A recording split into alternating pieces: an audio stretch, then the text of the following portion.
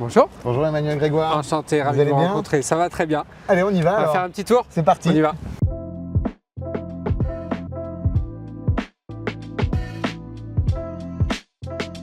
Emmanuel Grégoire, merci d'être avec nous ce matin Avec plaisir. pour ce troisième épisode de Green Lights, donc cette émission qui emmène un invité dans les rues de Paris sur une destination. Alors la première destination, c'est où va-t-on ? Là, on va au Parc des Princes parce que je dois aller à la boutique. C'est l'occasion qui crée l'opportunité puisque je dois acheter un cadeau pour mon fils. Bon, bah, il a bien de la chance. Vous êtes donc député de la 7e circonscription de Paris, porte-parole du groupe socialiste à l'Assemblée nationale et candidat à la mairie de Paris avec Paris en grand. Oui. Merci d'être avec nous. Vous êtes par ailleurs un habitué de la mairie de Paris puisque vous y avez travaillé pendant quelques années. Une grosse dizaine d'années comme élu et avant, j'ai travaillé auprès de Bertrand Delanoë. Donc oui, c'est une maison que je connais bien et que j'aime beaucoup. Et on y reviendra. Je parle un petit peu de vous. Vous êtes né un soir de réveillon de Noël, Ouais. donc le 24 décembre 1977, au Lilas en Seine-Saint-Denis. Une première question piège, est-ce que vous connaissez la devise des Lilas ? Non, je ne connais pas la devise des Lilas. Parce que moi, j'ai jamais vécu au Lilas. Je suis né à la clinique des Lilas, mais j'habitais Bagnolet. J'habitais Bagnolet et Montreuil. Voilà, mes deux villes d'enfance. C'est quoi la devise des Lilas ? J'étais fleur, je suis cité. Ah, c'est beau. C'est beau. Très beau. Vous grandissez ensuite à Jonzac, à quelques kilomètres de l'estuaire de la Gironde, non loin de Bordeaux, où vous intégrez l'IEP, puis vous faites une licence de philo. Mais la politique, vous tombez dedans très jeune, voire très très jeune, puisque je crois que c'est une histoire de famille. Oui, c'est une histoire de famille. J'ai une famille qui est très engagée à gauche. Ils étaient militants au Parti communiste. Ça remonte même à mes grands-parents. C'est une famille très engagée à gauche qu'il est resté, chacun avec ses différences et en fonction des partis. Mais oui, on a la politique chevillée au corps, et en sachant que c'était d'abord moins une affaire de parti qu'une affaire de conviction et de débat. On a toujours beaucoup débattu dans la famille. On n'est jamais d'accord ou pas souvent, mais en tout cas, c'est un cadre extrêmement agréable de discussion, de confrontation, dans la bonne humeur et dans le respect. S'ensuivent, après vos études, on en parlait à l'instant, donc IEP et philo, un début dans le privé, mais vous êtes très rapidement, vous avez des activités, des mandats en politique, et ça ne vous a jamais lâché. La politique, c'est impossible, du fait de ces échanges, du fait de ces débats en famille, il était impossible d'imaginer une vie en dehors de la politique pour vous, bien que vous ayez essayé, en tout cas, ou que vous travailliez dans le privé avant. Oui, à dire vrai, j'ai toujours été très engagé à titre personnel, d'abord plutôt dans les engagements associatifs et syndicaux. Moi, j'ai adhéré au Parti socialiste pour la campagne de Lionel Jospin, la campagne de 2002, parce que c'était quelqu'un pour lequel j'avais beaucoup d'attachement et comme il affrontait Jacques Chirac et que moi j'ai une relation un peu particulière à la probité, à l'éthique en politique, c'était un combat que j'avais envie de mener à ses côtés. Mais c'est vrai que pendant longtemps, j'ai été engagé politiquement sans avoir du tout envie d'y travailler et je n'envisageais pas vraiment au départ d'être élu. J'avais une vie dans le privé, elle a duré 10 ans et j'étais très heureux ainsi. C'est plutôt les hasards et les opportunités qu'on fait que ça a bougé. C'est notamment avec l'équipe de Bertrand Delanoë en 2008 que je me suis engagé. Au départ, je suis venu travailler en cabinet à la ville de Paris, en me disant c'est une toute petite parenthèse, je fais 2 ans, pas plus, parce que je ne voudrais surtout pas me professionnaliser en politique. Et je me suis laissé embarquer, et à dire vrai pour le meilleur, parce que j'ai découvert une passion pour l'action publique, une passion pour en particulier l'action locale à travers la ville de Paris. Et ce qui devait être une parenthèse est devenu ma vie, oui. On se pose des vraies questions aujourd'hui dans cette voiture, et en juillet 2024, vous fêtez 10 ans d'engagement aux côtés de la maire en démissionnant de votre fonction de premier adjoint à la mairie. C'est comme ça que vous avez choisi de fêter. Cela se passe à la suite de votre élection au premier tour comme député de la 7e circonscription. Vous succédez donc avec la manière à Clément Beaune, votre prédécesseur. On peut pas être député et adjoint au maire, mais on peut être Premier ministre et maire. Oui, c'est tout à fait, c'est l'incongruité. D'abord, on ne peut pas. Il se trouve que c'est juridiquement interdit de cumuler une fonction de parlementaire et d'adjoint ou de maire ou d'exécutif local. Et ce n'est pas possible. On ne peut pas vraiment faire son travail en étant maire et député. Et on ne peut pas vraiment faire son travail en étant Premier ministre et maire en l'occurrence. Et je trouve ça extrêmement malsain qu'au moment où on s'interroge légitimement sur, en gros, l'ancrage territorial des parlementaires, en particulier des députés, je trouve très bizarre qu'on veuille répondre à ce vrai problème par une mauvaise réponse, c'est-à-dire de réautoriser le cumul. L'interdiction du cumul a été une réelle avancée.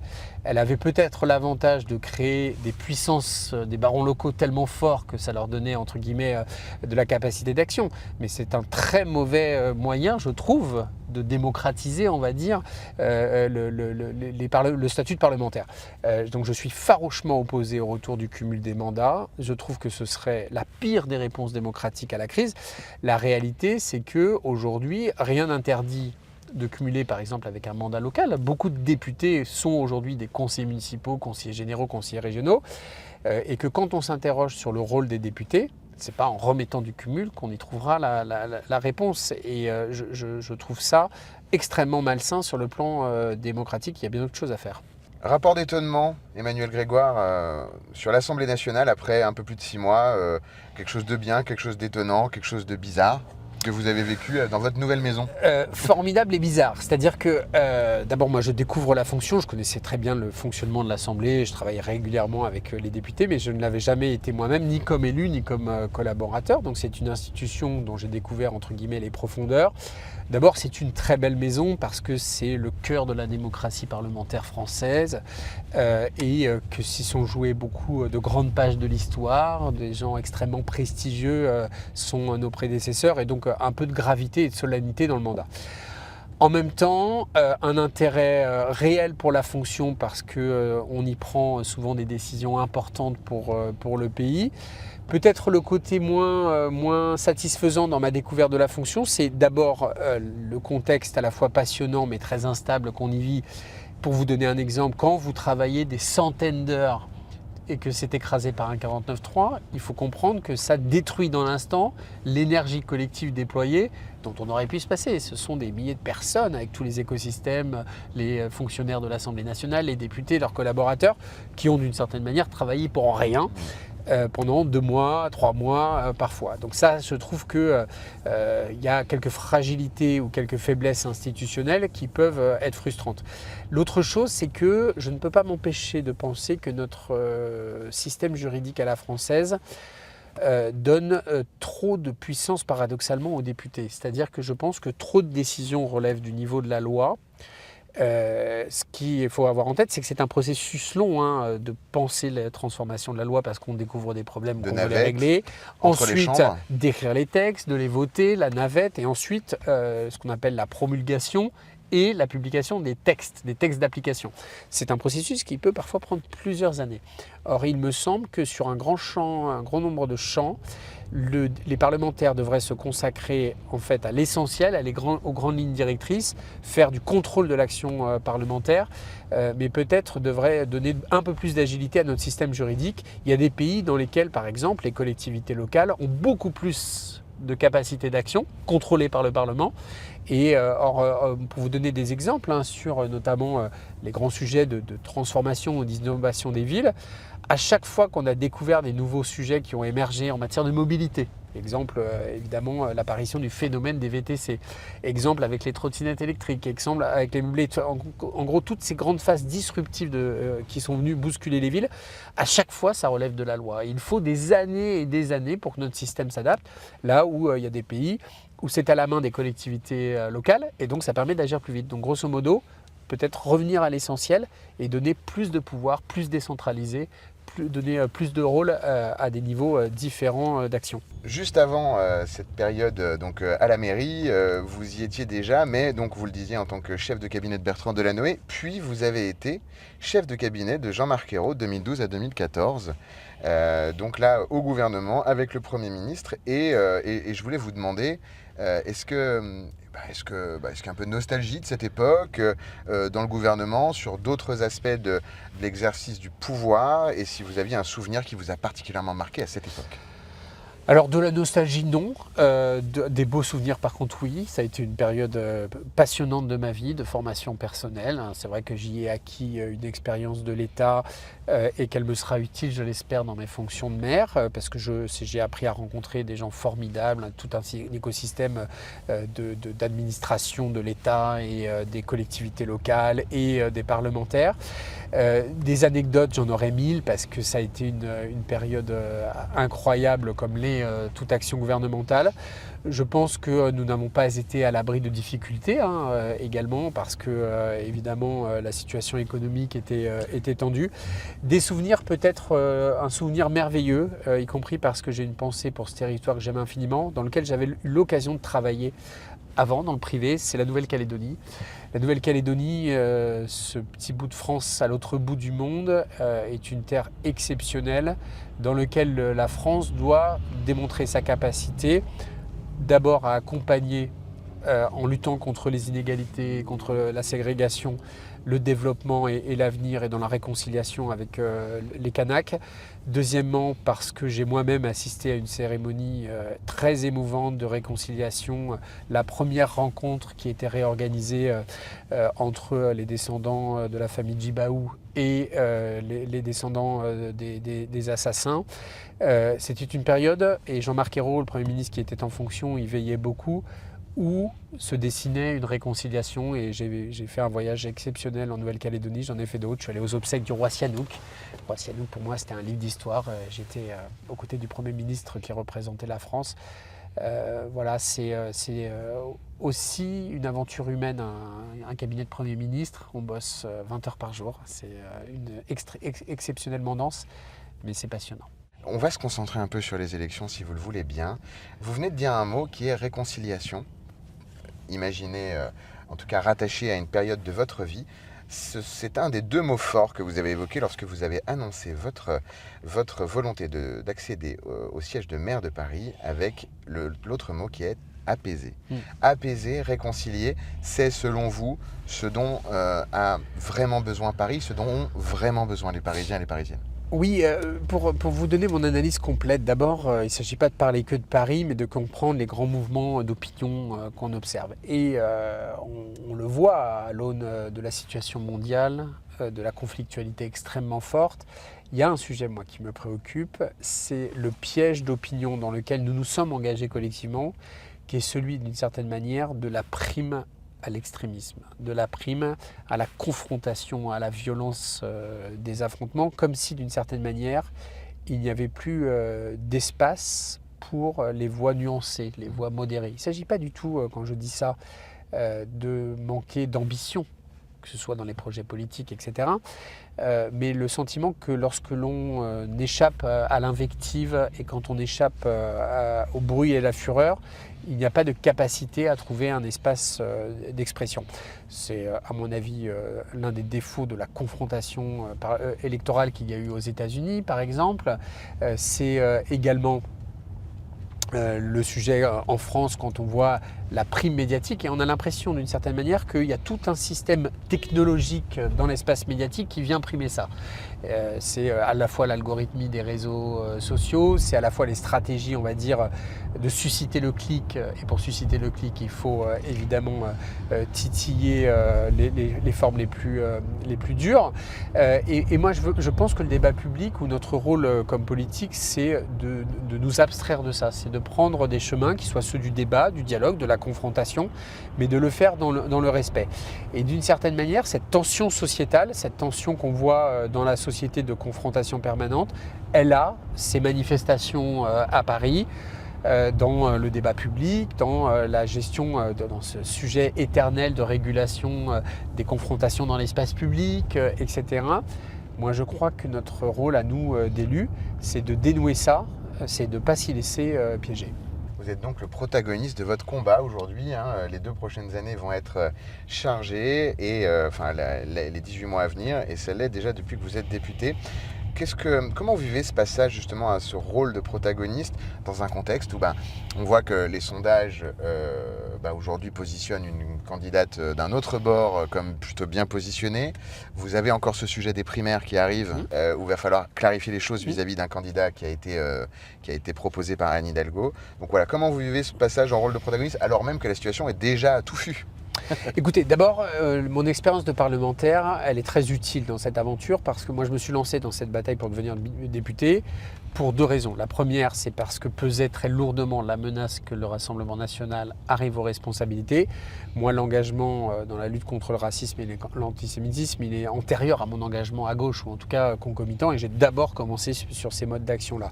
Et donc, quand pèse la menace de l'arrivée du Rassemblement national, je voulais m'engager dans cette bataille. Et deuxième chose, c'est qu'aujourd'hui à l'Assemblée nationale, et je voulais faire avancer des dossiers que comme premier adjoint j'avais identifié comme des problèmes et des manques. Je peux citer évidemment, je m'engage beaucoup sur les sujets de logement, sur les sujets à la fois de comment on régule les prix de marché et les prix et les loyers. Deuxièmement, m'engager sur les sujets des moyens des collectivités locales. Et puis sur l'école publique, qui est un combat central dans ma vie d'engagement.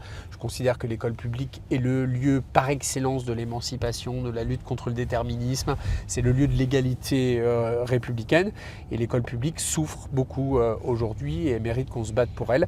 Et puis enfin, j'ai choisi ici de m'engager sur les sujets culturels. La culture, là aussi, c'est l'émancipation, c'est la liberté, et ça compte évidemment beaucoup à Paris.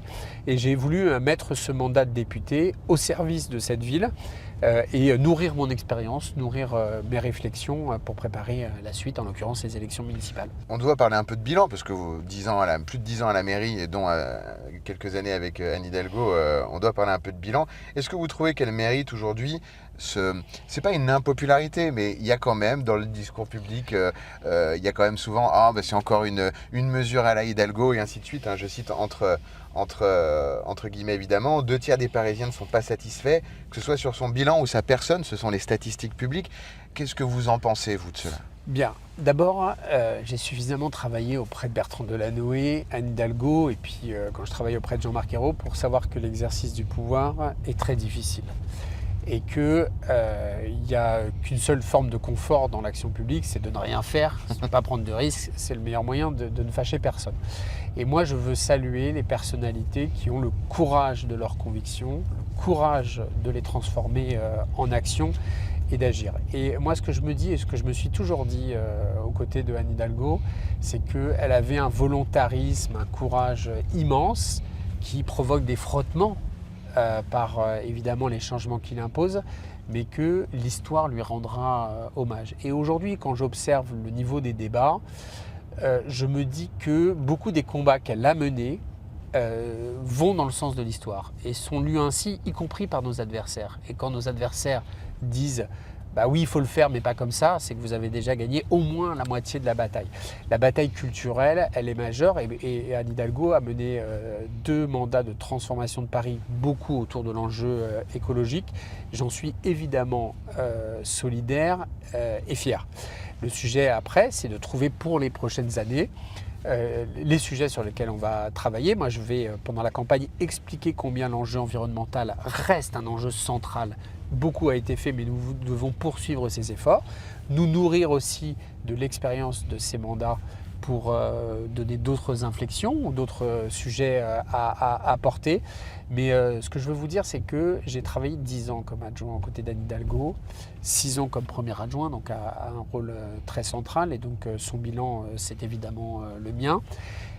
Si des nuances peuvent s'observer, elle l'a fait elle-même, nous le corrigerons pour l'avenir, mais que j'ai été fier chaque matin de venir au boulot. J'ai eu un immense plaisir à le faire, et je vais vous dire aujourd'hui, quand je suis député, la réalité est que ça me manque un peu.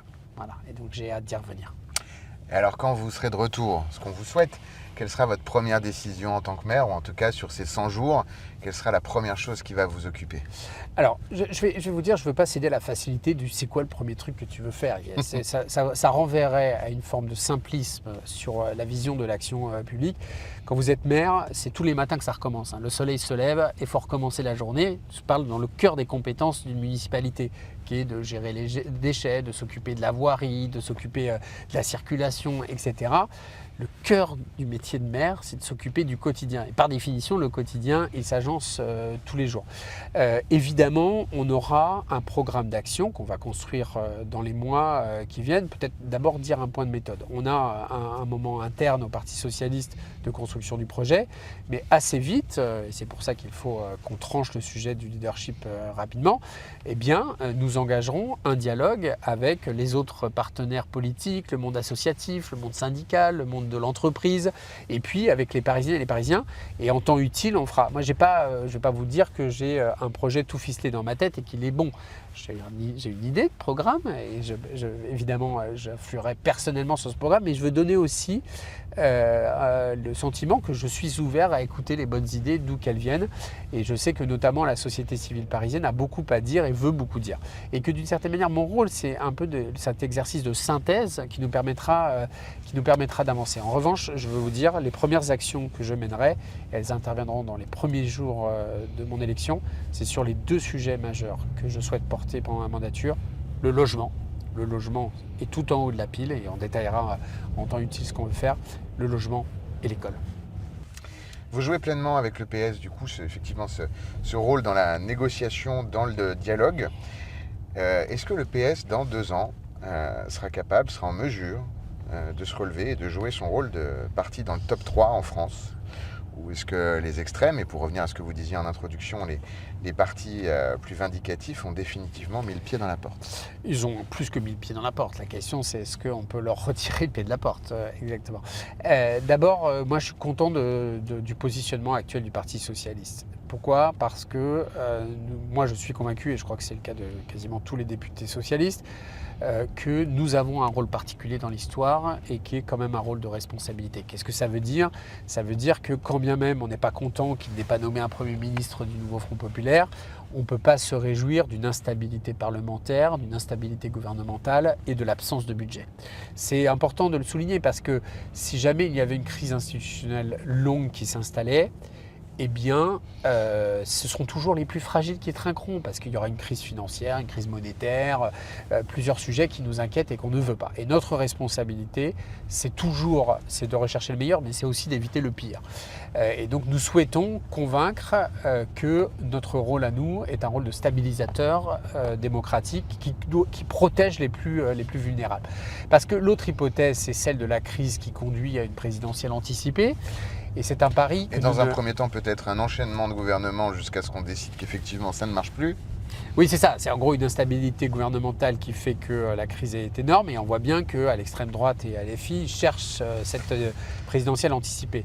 La présidentielle anticipée n'est pas quelque chose que nous souhaitons. Il faut comprendre pourquoi. C'est que quand un président de la République démissionne, d'abord ça traduit une crise majeure, évidemment, politique, et deuxièmement, que nous n'avons que quelques jours derrière pour organiser une présidentielle. Et ce n'est pas les conditions saines d'un débat démocratique que de devoir organiser une présidentielle en 30 jours. Ce n'est pas sérieux. Et c'est véritablement une prime aux extrêmes, et voire même en sortant parfois, je le dis au passage. Et donc, si présidentielle il y en aura une en 2027, elle doit permettre de déployer un débat public sain, approfondi, démocratique. Sinon, ce sera une blitzkrieg d'opportunistes. On passe du coup devant l'Assemblée nationale, Emmanuel Grégoire, on en parlait tout à l'heure, et ça fait une bonne transition puisque nous avons un message d'une personne. On a traditionnellement dans cette émission une question posée par une connaissance de l'invité, et donc je vous montre ce message. Bonjour Emmanuel, j'espère que tu vas bien. Il ne m'a pas échappé que tu étais candidat à la mairie de Paris et c'est une formidable nouvelle pour les Parisiennes et les Parisiens qui apprendront à mieux te connaître et connaître ta passion pour cette ville. Et justement, j'aimerais savoir d'où te vient cet amour pour Paris. À bientôt. Ah, ça me fait très plaisir. Il s'appelle Maxime, c'est un copain du 12e arrondissement qui a refait sa vie ailleurs, qui est parti habiter d'abord à Libourne et maintenant qui est engagé à Bordeaux. C'est un petit clin d'œil sympa parce que j'ai fait mes études à Bordeaux et évidemment c'est une ville que j'aime beaucoup aussi. D'où me vient ma passion de Paris? Elle me vient de mon enfance, très clairement. Comme on le disait tout à l'heure, moi je suis né en Seine-Saint-Denis, mais j'ai très jeune nourri une passion infinie pour cette ville, pour son histoire. Alors, peut-être qu'il y a des anecdotes perso d'enfance. Quand j'étais petit, je venais beaucoup à Paris pour des visites de musées, dans des cadres scolaires et tout. Mais enfin, c'était pas mon terrain de vie. Moi, c'était la Seine-Saint-Denis. Et mon père, ma famille a toujours eu une passion pour Paris. Ils sont tous férus d'histoire. Et mon père faisait un truc marrant qui s'appelait les Paris by Night. Les Paris by Night, c'était, il avait une R18 Break à l'époque. Et il nous achetait des paquets de bonbons et on faisait des tours en Paris en voiture la nuit. Et donc le Paris by Night, c'était de rouler les fenêtres ouvertes en mangeant des bonbons et en regardant les monuments. Et il nous expliquait l'histoire des monuments et les Paris by Night, c'est un souvenir de gamin extraordinaire. Où on faisait le tour de Paris en bagnole, pardon, je dirais ainsi aujourd'hui. Voilà. Et donc j'ai toujours beaucoup lu sur l'histoire de Paris, son lien avec le pays, son lien dans l'histoire de France. Je connais très intimement cette ville et son histoire, avant même d'y avoir habité. Et après, c'est la résonance de ma passion pour la ville et de mon engagement politique qui a fait le reste. Voilà. Nous passons au Green Light Challenge, ça commence dans un instant.